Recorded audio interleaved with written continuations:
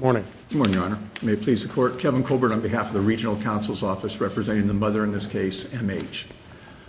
This is an appeal from an adjudication of dependency as to one child and supplemental findings as to the other 4 children. We've assigned 2 errors. In essence, what we're saying is that there was not substantial and competent evidence to support either the adjudication as to the one child or the supplemental findings as to the other 4 children. If I could, I'd like to address the adjudication first. That was as to the eldest child, AS. There was absolutely no testimony regarding AS at trial, with the exception of that she was going to school late and the mother moved her to the maternal grandparents' home to cure that problem. No testimony of harm, no testimony regarding anything about this child. So the adjudication of dependency had to rest on prospective abuse. As this Court's well aware, prospective abuse requires an imminence factor. Assuming arguendo the trial requires what? It requires preeminent? It requires imminence. It has to be clearly and certainly predicted, something that's going to happen right soon, not something that could happen in the future. DCF argues, that, assuming arguendo, that the child AH was harmed, and I'll get to that in a minute because there was different testimony, but assuming arguendo that that child was harmed, there requires a nexus between the harm to that child and to the other children under prospective abuse. Under AS, who was 2 years older than him, there's absolutely nothing in the record that shows any prospective abuse. The department argues that because AH allegedly was taken to buy drugs and sell drugs with the father, that the other children were at risk of harm for this as well, but there's no history of that. There's nothing to say that, and in fact, I would argue, and I will, under AH, there's really no substantial competent evidence that in fact that occurred. So what I'm saying to this Court is, as to AS, which is an adjudication of dependency, there is no competent substantial evidence whatsoever of either harm nor of a prospective risk of harm. Now, turning, if I could, to the other 4 children, the 2 youngest children, again, there's absolutely no testimony regarding these children. No testimony regarding harm. Let me back up 1 second. These children, their father, the other 4 children, that is, that's ZH, RH, AH, and BH, their father pled to dependency. Right, so his is not an issue here. Right, so this is traveling under 39507, which is supplemental findings. Right. And again, the only supplemental findings are prospective as to the 3 children. BH, I'll get to in a minute. That was the child who testified. But as to the other 3 children, again, there is no testimony, there's no competent evidence that they were at substantial risk of harm and no imminence. So then what did the judge base the decision on? What could possibly have prompted the judge to make this decision? There must have been something. I don't have a good answer for that. I would ask. Well, taking the evidence in the light most favorable to the department, what was the evidence relied on? That the father had taken AH with him to buy and sell drugs. And that he could take the other children with him. And what else? Didn't he buy him alcohol? Right. No, that was BH, yes. He did buy him alcohol. And didn't the mother, your client, say something, do things which either encouraged or suggested that she did not disapprove of this conduct on behalf of, with the other child? No, in fact, Didn't she say there was nothing wrong? Like, where's Looking the money? at it the best for the Light state. most favorable to DCF. in the light Didn't most she? favorable- What was her reaction to this terrible news about the father taking one of her children to buy drugs? I mean, it couldn't be worse than this. The testimony of the child, which is the only What was the competent. testimony of the mother? The mother's testimony was it never happened. Right. And I would point out to the Court that the child And testifies. Therefore, it never happened. Isn't that, don't we see that a lot? That the Absolutely. mothers say, well, he's just been convicted of first-degree murder, but he's a good man, and I don't believe it. Isn't that in itself a denial and an indication of imminent harm to the to the child as a result of the conduct of the father approved by the mother? But it's not approved, Your Honor, and in fact, the testimony of BH was that every time that he did this, she would throw him out of the house, or that she would yell at him and tell him that he's got to stop doing that. You mean yell at the father? Yes, and throw him out of the house. And the mother would say when he came home, hey, did you get the money? And again, I believe that was conflated. That was what? It was conflated, the testimony. So you're saying it's not an indication that he was selling drugs? No, I believe that happened, but it wasn't clear that that happened at night. The child testified that as to whether they asked him, did your mother know you were going out late with your father? And he said most of the time she didn't find out. He didn't say most of the time she knew. He said most of the time. What happened after she found out? She threw him out. The night of the Four Loko, he didn't come home for 3 days. He says whenever his mother got angry at the father for taking him out at night. They know what Four Loko is. We may not know what that is. Actually, I didn't know either. Yes, well, I didn't either until they explained it to me. It is apparently. They know, but for sure, I don't know. What is it? It's apparently a energy drink which has alcohol in it, and I've never seen it, but I had to look it up. So yeah. So Does this have anything to do with gin? not to my knowledge. No. Okay, but the night that he says, the night that he went out and he took his younger brother with him that one time, and the father bought him that drink, the mother was asleep or watching TV. She didn't know. He says if she was awake and watching TV, we had to sneak out. The mother, I'm not sure. I understand the court's question, but the mother threw the father out. She told him to stop doing it. And as for the drug... Well, I thought and then let him back in. His testimony... Yes, and she did let him back I thought her testimony was that it never happened. Well, I would go back to the fact that if you look at the child's testimony... But just a minute. Sure. She says that all the things that you're saying never occurred. Yes, most of the things. Well, we haven't gotten to... This is hardly a reliable... That was the smoking the drugs in the bathroom. It's not a very good mother. Right, and that goes to my other point on BH. The court's order as to BH said that Dad did it 4 times a week. Right. In fact, the testimony was he said Dad does drugs a lot. The prosecutor, or the state said to him, "Have you ever seen him do it?" "I saw him do it 1 time." Later, the judge asked him, "How many times has your dad done that?" Where he goes in the bathroom and there's smoke in the last year. 4 times. I would argue this court, that doesn't rise to, first of all, it doesn't rise to a level of addiction. When was the hearing held? December or February? Would that December. matter? That hearing was in December. So 4 times not enough to rise to the level of imminence once a quarter? Not enough? How many times should someone be able to smoke drugs in their bathroom before it rises to the level of imminent harm? First of all, we don't know they're drugs. The child didn't know what it was. He knew there was smoke. You think it's a reasonable inference or an unreasonable inference? It's a reasonable inference, but and I would ask the court, or rather suggest to the court, that doesn't rise to the level of harm. If Dad smokes marijuana in the bathroom and then leaves, right, it doesn't take the child with him. How does that rise to the level of harm? It I don't know. Secondhand smoke, watching Dad smoke drugs in the bathroom. I don't know. The door was, psychic harm. Well, knowledge. Knowing your dad's doing something and observing it are 2 different things, right? You know your dad's doing it. He believed his dad was doing it. That's true. But I would argue to the court there's no case law that says that. Well, there is fact case law that says that the use of drugs alone doesn't rise to the level of dependency. It's the totality of the circumstances, and there's nothing in here that says that Dad ever did anything with him when he was doing these drugs. Mm-hmm. JBM says that, again, using drugs alone is not enough for a dependency. I would point out to the court the inconsistencies, and this goes to the substantial competent evidence. No, inconsistencies are not for us. Inconsistencies are for the trial court. I understand you have to give deference to the credibility. Unless it renders testimony inherently unbelievable.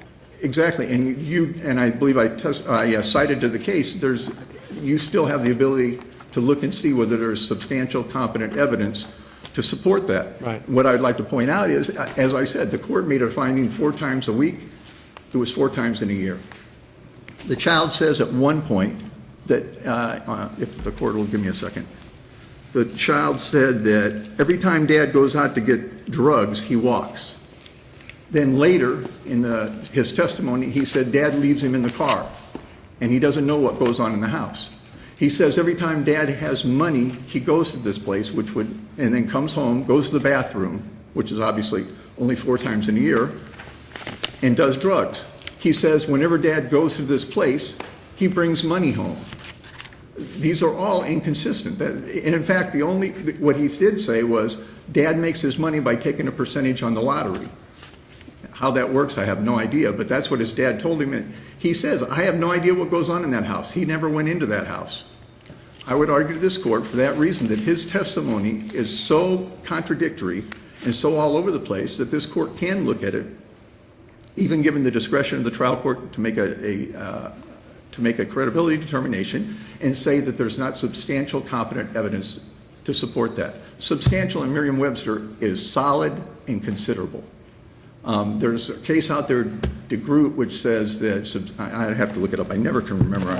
Well, you've already used 10 minutes. If you'd like to save, I'll give you a minute I for would. rebuttal. Thank you, Your if Honor. would. All right.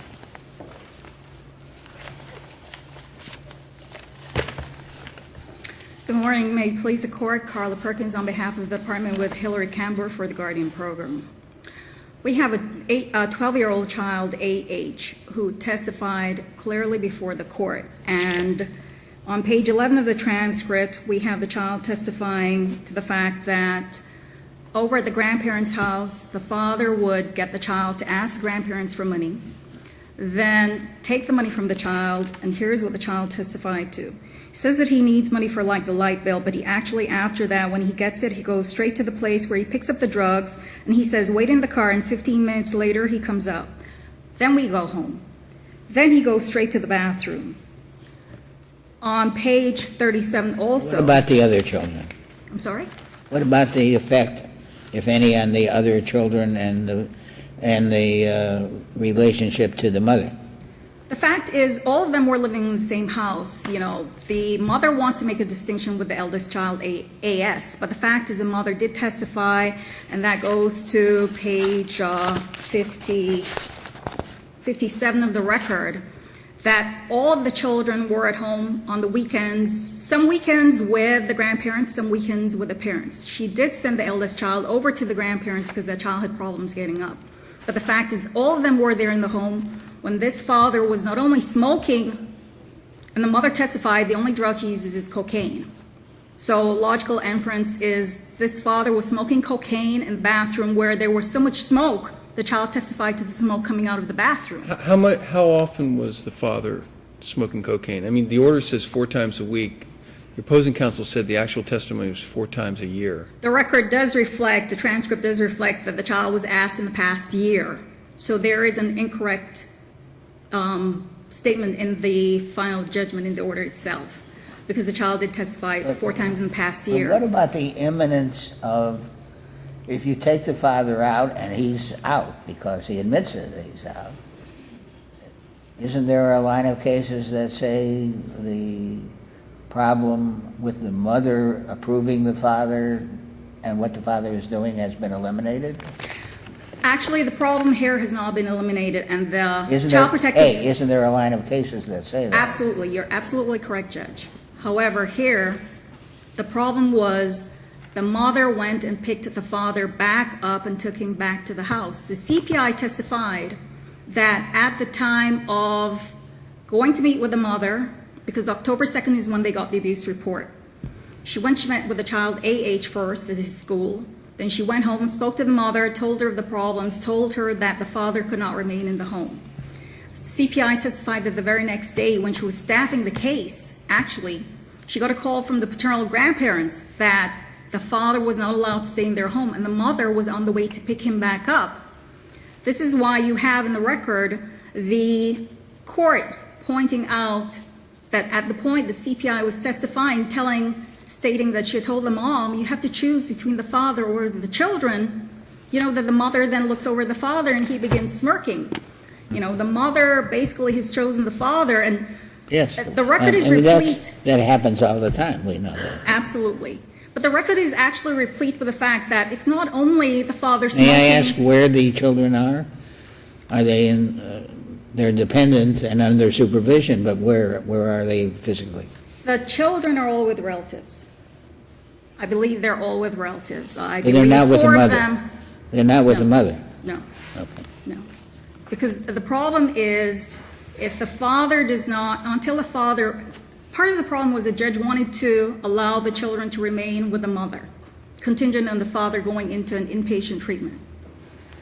Part of the problem was the child AH then spoke to the court at the shelter and informed the court. Speak up a little, I didn't hear that last, I'm sorry. The court initially, at the shelter hearing, the initial Yes. shelter hearing was really to have the father out of the home. Right. At that hearing, though, when the judge was willing to leave the children with the mother, the problem was that the child AH did speak with the court. And the child did inform the court of problems there and that he did not want to return to the home. And there were issues there. The child AH has actually told the court that on a number of occasions, he told the mother. He told the mother after, the bathroom. The children are with the paternal grandmother, thank you. Told the children actually have all been harmed by this mother. It's not just prospective harm. This is neglect. This is where the children are living in an environment where the father's not only buying drugs, he's coming into the home, using drugs in the home. The children are all being exposed to the drug smoke, being exposed to the fact that the father is taking a child And with him. is it at least condoned, if not encouraged, by the mother? She's enabled the father. And in enabling the father, it's a money thing for her. She wants money. If he's going out and he's taking a child with him to buy drugs, as long as he brings back money, the child said her level of anger was dependent on how much money the father brought home. That's not the way to raise children. This mother, while thinking that she's not using drugs. Is there a specific finding of neglect as opposed to prospective harm? Exactly. There is actual neglect by the mother. Is there a finding of that? The court did not find neglect. I argued that that there was neglect. The evidence there supported a finding of neglect because of the fact of the harm. But the court did not find it. Court found prospective risk of neglect in the fact that there is the exposure by the mother. The mother has allowed the father to behave that way in the home, and the court therefore correctly. Did the court specifically say there was no legal neglect? Or just didn't say anything about neglect? What did the court say? The court made the finding of a risk. The court did not make the finding of actual harm of neglect. Imminent risk. Or I reject the idea that there was neglect. No, the court did not reject the idea. Either way. Correct. And therefore, the department does request that this court affirm. Thank you. You have 1 minute, Mr. Colbert. With the court's permission, substantial competent evidence, as I said, I've never been able to memorize this, such relevant evidence as a reasonable mind would accept as adequate to support a conclusion.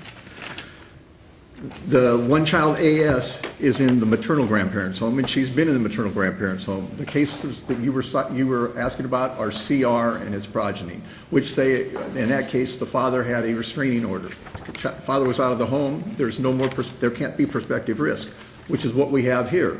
They say that Of course, a lot of those cases, and one of them I know fairly well, the mother was trying her best to keep the father away, and tried to move out of the country and everything